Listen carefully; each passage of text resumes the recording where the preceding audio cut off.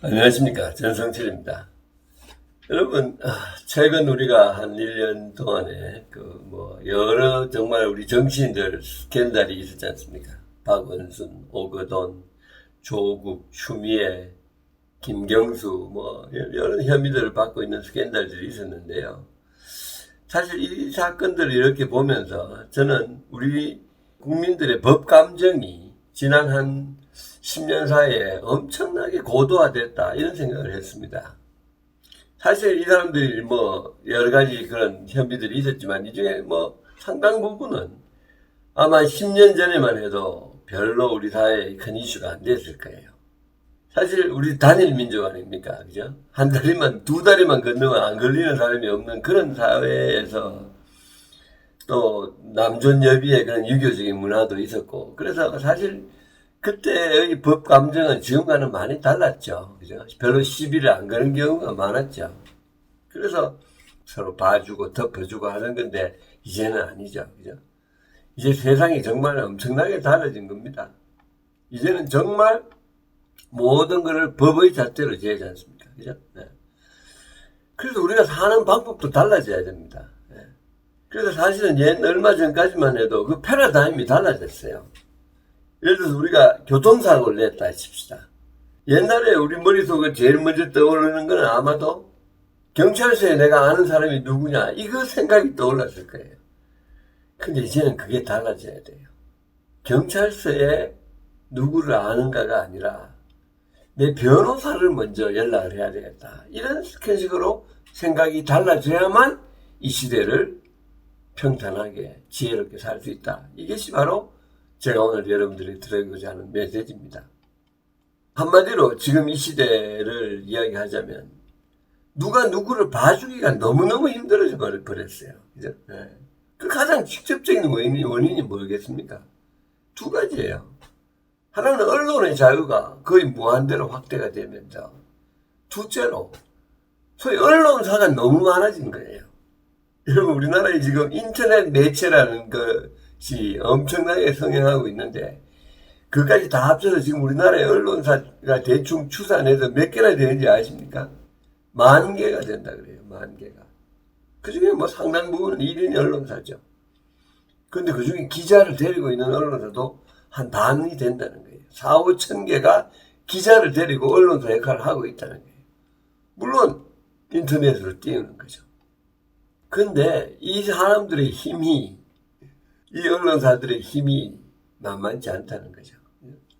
이 사람들이 취재가 인터넷에 올리면은, 여러분 네이버니 이런 포털들이 실어 나르고, 이걸 갖다가 SNS가 실어 나르니까, 사실상 폭발성 있는 이슈는 어느 거대 조선일보, 중앙일보, 한겨레 못지않게, KBS, MBC 못지않게 퍼진다는 거죠.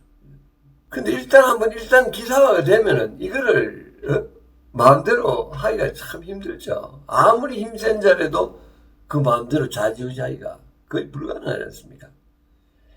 그래서 지금은 누가 누구를 봐주기가 일단 한번 그렇게 보도가 되면은 너무 어려워져 버렸어요. 누가 누구를 봐줬다는 말이 무슨 말입니까? 한마디로 법을 어겼다는 말 아닙니까? 그죠? 근데 이제는 법을 어겼다는 말은 치명적인 거예요. 그래서 이제는 가장 강력한 무기가 뭐냐면은 법대로 했다. 법을 그대로 따랐다는 말이 가장 중요한 거예요. 이것이 달라진 겁니다.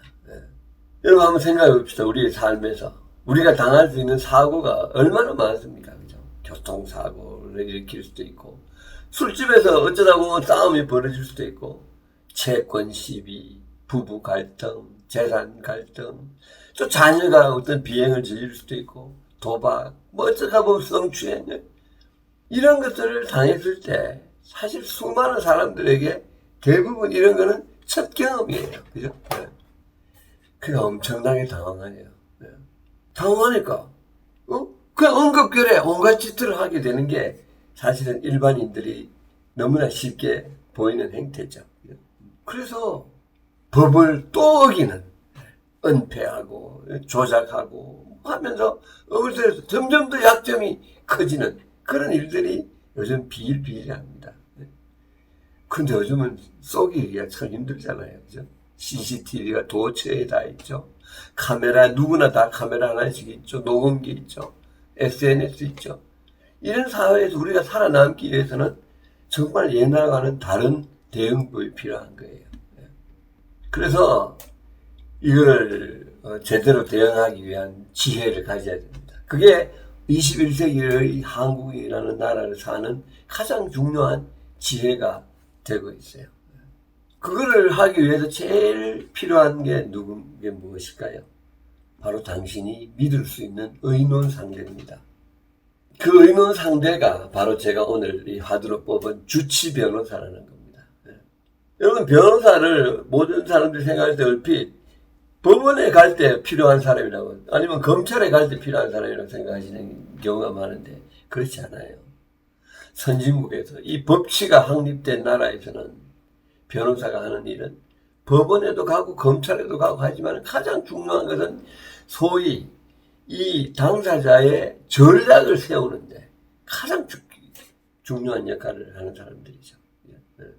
여러분, 변호사가 있으면요, 어떤 장점이 있느냐 하면은, 일단 일을 한번 당하고 나면요, 마음이 너무 복잡하고 산란하고 정신이 없으니까 뭐 온갖 그냥 엉뚱한 짓을 하잖아요. 증거를 없애기도 하고 거짓말도 하고 이러면서 자꾸 악화되는데, 누군가가 나의 이야기를 들어주면서 객관적으로 이걸 들어줄 수 있는 사람이 있을 때 그 이야기를 하고 나면 내가 정리가 돼요.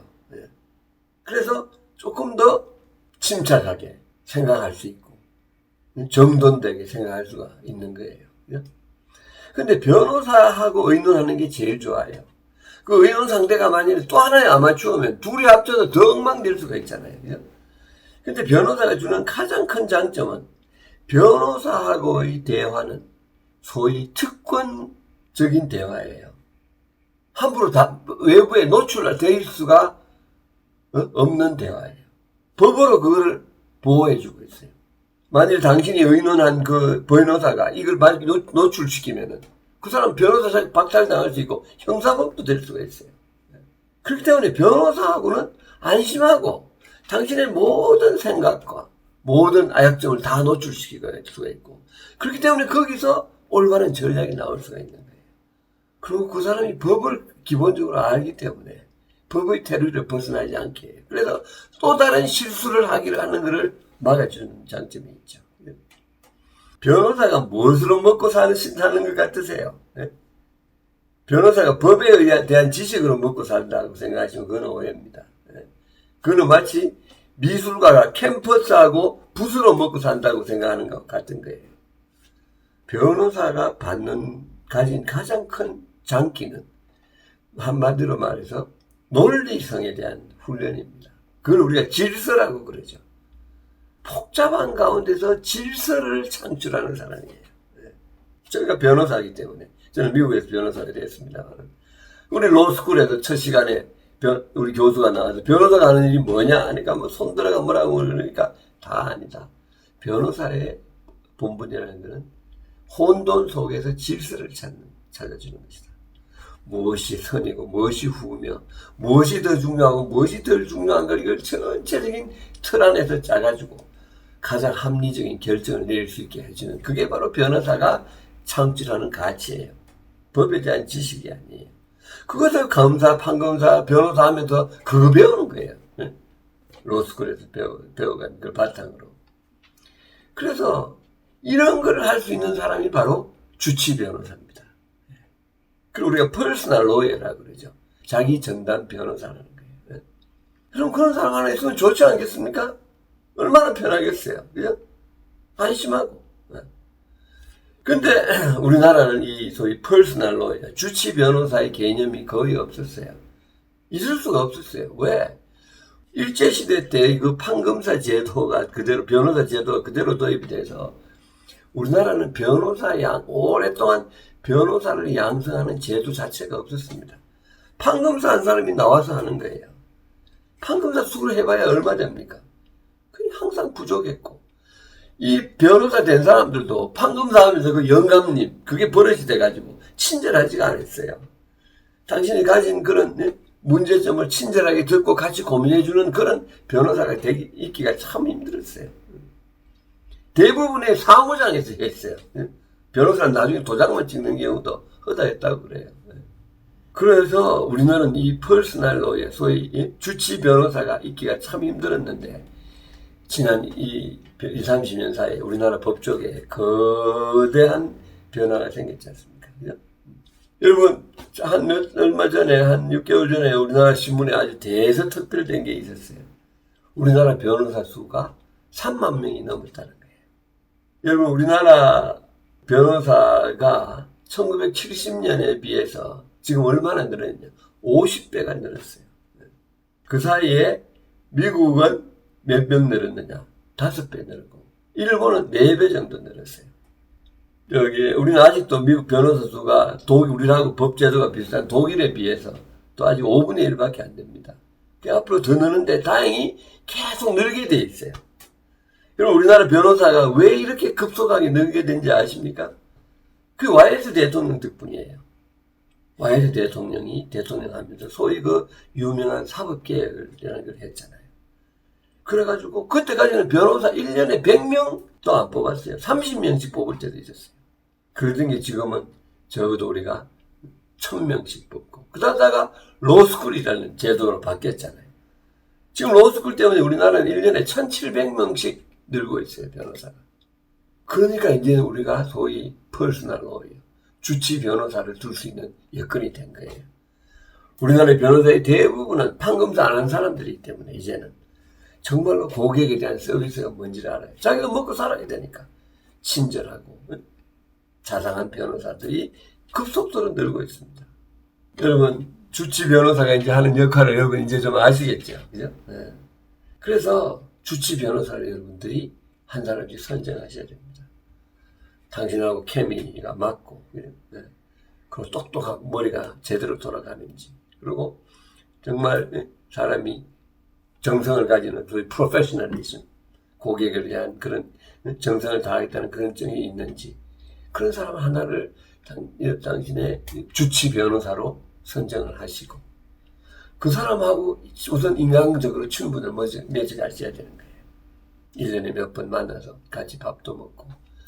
그래서 무엇이든지 법률적인 일이 생기면 제일 먼저 전화할 수 있는 상대를 만드시는 거예요. 친구 불러가. 그 친구도 아마추어인데 둘이 엉뚱한 건 아는 거예요. 딱 전화해서. 전화로 이렇게 되는데 어떻게 하면 좋겠냐. 만나서 다 이야기해주고 그 사람이 가진 법률적인 지식을 또 하고. 앞으로 여러분들이 정말 21세기의 한국은요, 점점 더 갈수록 법의 중요성이 커질 겁니다. 네. 그럴 때 여러분에게 가장 큰 무기가 되는 것은 당신에게 정말로 솔직하고 진지하고 정성을 가지고, 네? 그리고 실력 있는 소위 주치 변호사를 가지고 있다는 것이 될 것입니다. 그것은 한마디로 말해서 당신의 삶이 그만큼 더 안전해진다는 것을 의미하는 것이고, 그것이 바로 21세기를 사는 지혜라는 것. 그 말씀을 드리겠습니다. 이번에 우리 이런 모든 사태들 보면서 시대의 패러다임이 바뀌었다는 걸 우리가 알아야 할 것 같습니다. 감사합니다.